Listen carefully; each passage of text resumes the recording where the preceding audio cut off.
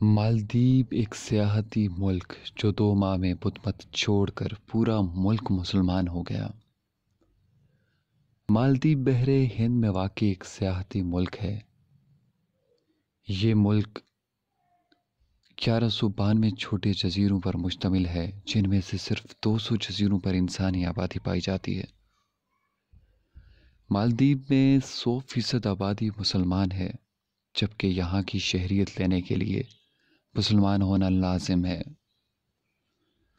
عجیب بات یہ ہے کہ مالدیپ بدھ مت کے پیروکاروں کا ملک تھا۔ صرف 2 ماہ کے اندر اس ملک کا بادشاہ، عوام اور خواص سب دائرہ اسلام میں داخل ہو گئے۔ مگر یہ معجزہ کب اور کیسے ہوا؟ یہ واقعہ مشہور سیاح ابن بطوطہ نے مالدیپ کی سیاحت کے بعد اپنی کتاب میں لکھا ہے۔ ابن بطوطہ ایک عرصے تک مالدیپ میں بطور قاضی بھی کام کرتے رہے ہیں۔ وہ اپنی کتاب میں لکھتے ہیں کہ مالدیپ کے لوگ بدھ مت کے پیروکار تھے اور حد درجہ توہم پرست بھی تھے۔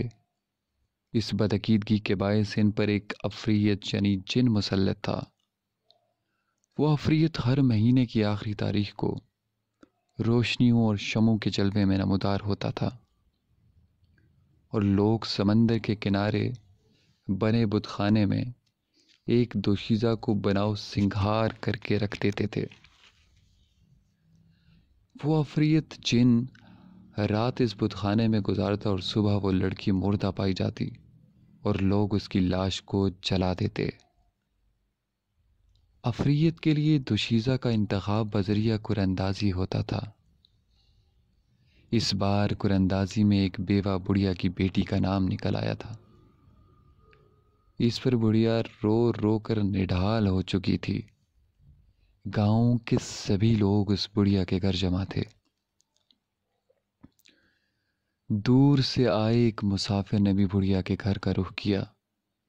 اس کے استفسار پر اسے کچھ بتایا گیا کہ عفریت کے مظالم کتنے حد تک بڑھ چکے ہیں۔ مسافر نے بڑھیا کو دلاسا دیا اور عجیب سی خواہش کا اظہار کر ڈالا کہ آج رات آپ کی بیٹی کی جگہ بت خانے میں مجھے بٹھایا جائے۔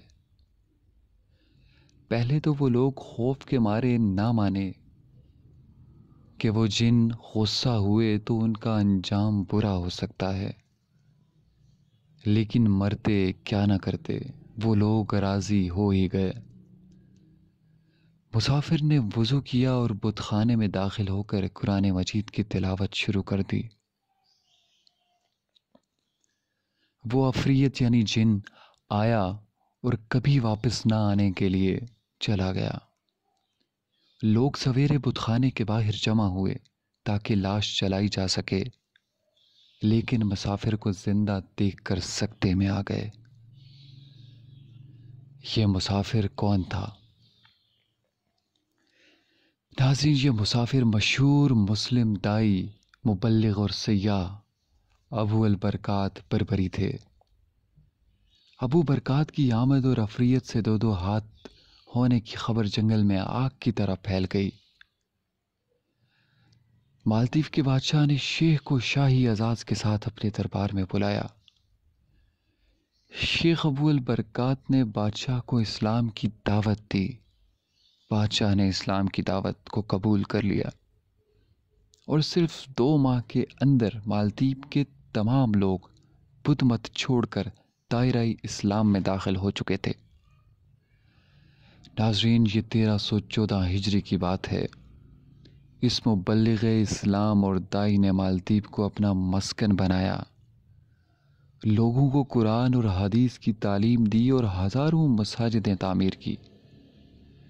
مالدیپ میں ہی فوت ہوئے اور اسی مٹی میں ہی دفن ہو گئے۔